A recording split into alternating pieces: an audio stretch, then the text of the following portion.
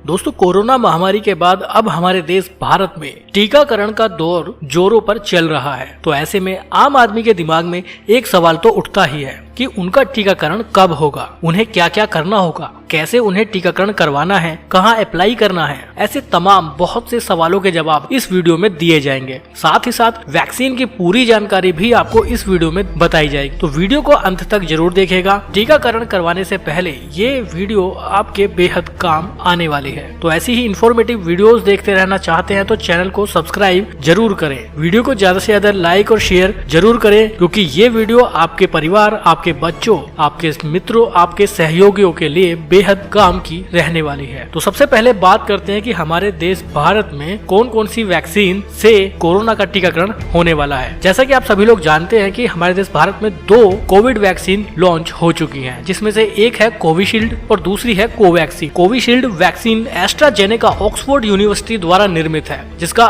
एक manufacturing unit Bharat में भी है, जिसका नाम सीरम इंस्टीट्यूट ऑफ इंडिया है। दूसरी वैक्सीन कोवैक्सीन है, जो भारत बायोटेक द्वारा बनवाई गई है और इनका मैन्युफैक्चरिंग प्लांट हैदराबाद में है। तो ऐसे में ये 2 वो वैक्सीन हैं जो कोरोना के लिए भारत में दी जाने वाली है। क्या आप जानते हैं कि इन दोनों वैक्सीन का ट्रायल कितने लोगों पर हुआ है और क्या रिजल्ट रहा है? हमें वैक्सीन लगवाने से पहले ये बात जानना भी जरूरी है।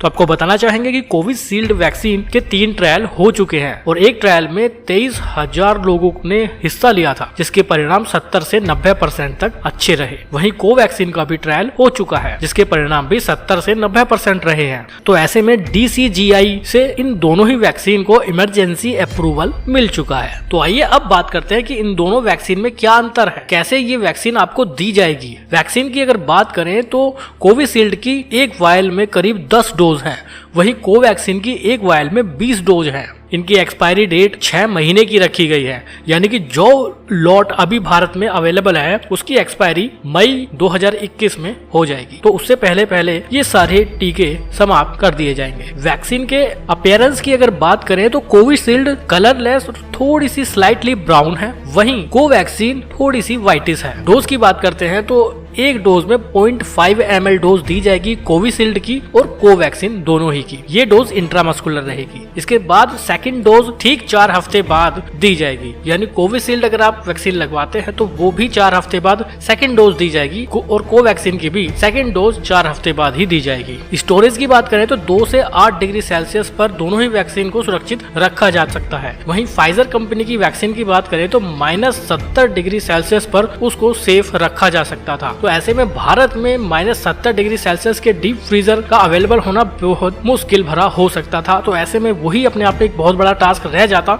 अगर फाइजर कंपनी की वैक्सीन इंडिया में लोगों को लगाई जाती। एक सवाल उठता है कि क्या प्रेग्नेंट महिलाएं इस वैक्सीन को लगवा सकती हैं?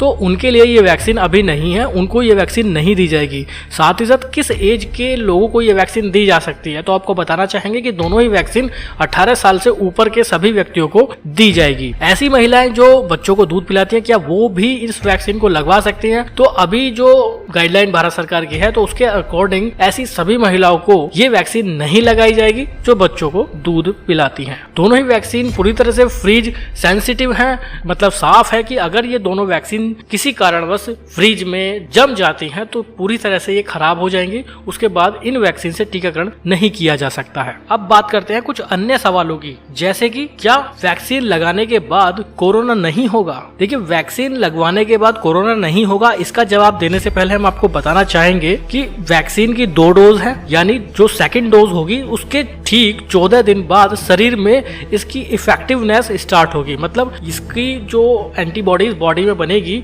यानी आपको जो कोरोना से वो इम्यून करेगा, वो सेकंड डोज के 14 दिन बाद, यानी फर्स्ट डोज आज अगर आप लेते हैं तो सेकंड डोज 28 दिन बाद दी जाएगी और उसके 14 दिन बाद आप इससे इम्यून हो पाएंगे। क्या वैक्सीन लगने के बाद हमें मास्क लगाने की जरूरत नहीं है? ऐसा कुछ नहीं है, आपको मास्क हमेशा ही लगाना पड़ेगा। साथ ही साथ कोविड की जितनी भी गाइडलाइन है उनका आपको पालन करना पड़ेगा। क्या हमारे पास चॉइस रहेगी कि हम कौन सी वैक्सीन लगवा सकते हैं? तो भारत सरकार ने साफ कर दिया है कि इसमें किसी भी तरह की चॉइस नहीं रहेगी। ये पूरी तरह से हेल्थ डिपार्टमेंट पर निर्भर करेगा कि वो वो आपको कौन सी वैक्सीन देते हैं। एक सवाल और उठता है कि क्या कोरोना पॉजिटिव मरीज वैक्सीनेशन साइट पर वैक्सीनेशन करवा सकते हैं या कोविड मरीज को ये टीकाकरण दिया जाएगा? तो इसका भी जवाब ना है, क्योंकि पहले उन मरीजों को 14 दिन क्वारंटीन किया जाएगा। जब वो पूरी तरह से स्वस्थ हो जाएंगे, उनकी रिपोर्ट नेगेटिव आ जाएगी, उसके बाद ही उन्हें ये टीका दिया जा सकता है। बात करते हैं कि आम आदमी को टीकाकरण करवाने के लिए क्या करना होगा। देखिए, इसका जवाब ये है कि एक ऐप भारत सरकार ने लॉन्च किया है जिसका नाम है कोविन ऐप। उसका लिंक आपको डिस्क्रिप्शन में दिया जाएगा। उस पर आपको रजिस्टर करना होगा। रजिस्ट्रेशन करने के बाद आपको एक डेट निश्चित की जाएगी, उस डेट में ही आपका टीकाकरण होगा और उसकी सेकंड डोज के लिए भी आपको लगातार अपडेट मिलती रहेगी। लेकिन ये कब होगा उसकी जानकारी भी अभी इस वीडियो में हम देने वाले हैं। बात करते हैं कि इसकी कीमत कितनी रहेगी, कि आम आदमी जब इसको लगवाने जाएंगे तो उन्हें कितना पेमेंट देना पड़ेगा।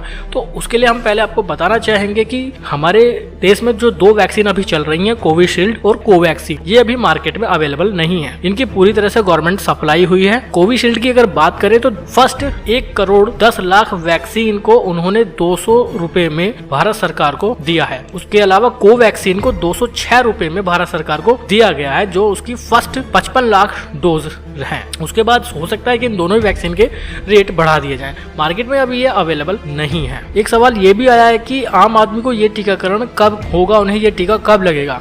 तो देखिए, भारत सरकार ने शुरुआत में 5000 बूथ बनाए थे टीकाकरण के लिए, जो 16 जनवरी 2021 से शुरू होने जा रहा है। लेकिन बाद में इन सभी बूथों को घटाकर 2934 कर दिया। यानी हम कह सकते हैं पूरी तरह से 50% बूथ उन्होंने कम कर दिए।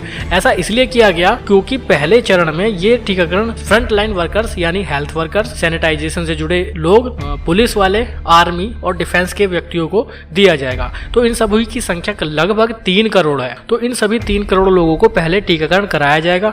ऐसे में अगर कोई एडवर्स इफेक्ट होते हैं तो उससे बचने के लिए एहतियातन ये कदम उठाया गया है। पहले ये प्रक्रिया 60 दिन में पूरी हो जानी थी, लेकिन बूथ कम हो जाने के कारण अब इन 3 करोड़ लोगों को वैक्सीनेशन करवाने में करीब 100 दिन का समय लगेगा। यानी 3 महीने से ज्यादा समय उन सभी फ्रंटलाइन वर्कर्स को टीका लगवाने में लगने वाला है। तो सीधी सी बात यह है कि इन 100 दिन बाद यानी 3 से 4 महीने बाद ही आम आदमी का नंबर आएगा। इसके अलावा भी सरकार ने साफ कर दिया है इस मुद्दे पर भी कि जब तक हमारे देश में 4 से 5 और टीके नहीं आ जाते हैं, तब तक आम आदमी तक ये वैक्सीन नहीं पहुंचेगी। तो उससे साफ हो जाता है कि जून से पहले आम आदमी तक ये टीका नहीं पहुंच पाएगा। एक सवाल ये भी उठ रहा था कि पहले चरण में तो फ्रंटलाइन वर्कर्स को वैक्सीनेशन होने वाला है, तो दूसरा चरण इसका कब शुरू होगा। सबसे पहले आपको बता देना चाहते हैं कि दूसरे चरण में करीब 27 करोड़ लोगों को टीकाकरण किया जाएगा। इसमें वो सभी लोग होंगे जिनकी उम्र 50 साल से ज्यादा है या जो किसी बीमारी से पीड़ित है। ये टीकाकरण जून के अंतिम सप्ताह के बाद ही संभावित है, जब तक हमारे देश में दूसरी 4 से 5 अन्य वैक्सीन नहीं आ जाती है, क्योंकि इन सिर्फ 2 वैक्सीन को लेकर 27 करोड़ लोगों का टीकाकरण कर पाना असंभव है। उम्मीद करता हूँ आपके बहुत से सवालों के जवाब मिल गए होंगे। अगर इसके बाद भी कोई सवाल, कोई डाउट अभी रह गया है तो वो भी आप कमेंट बॉक्स में डाल दीजिए, उसका जवाब जरूर देंगे। वीडियो को ज्यादा से ज्यादा अपने दोस्तों, मित्रों, सहयोगियों, परिवार के सभी लोगों के साथ शेयर जरूर कर दीजिए, लाइक कर दीजिए, ताकि सभी लोगों को ये जानकारी मिल जाए। आगे भी ऐसी ही इंफॉर्मेटिव वीडियोस आप तक पहुंचाते रहेंगे। बहुत बहुत